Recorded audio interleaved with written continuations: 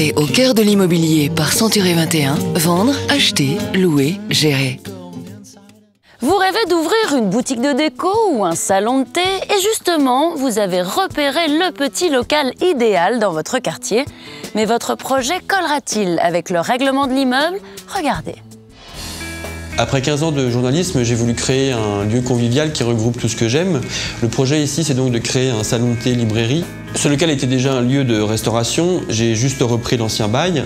Celui-ci ne m'autorise pas à cuisiner sur place, mais principalement à réchauffer, ce qui tombe plutôt bien puisque c'était mon objectif.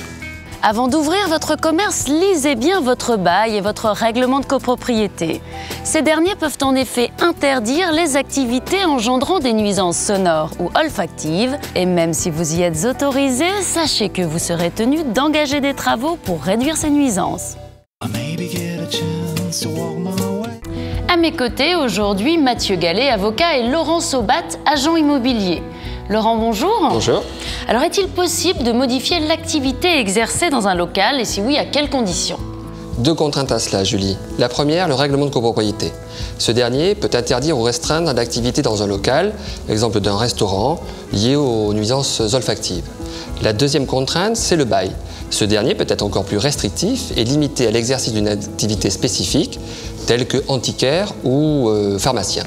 Dans le cadre d'un changement d'activité autorisé par le règlement de copropriété, vous devrez néanmoins recueillir l'autorisation du bailleur. À ce moment-là, une négociation financière interviendra entre vous et le propriétaire, car ce dernier souhaitera certainement réévaluer le montant de votre loyer.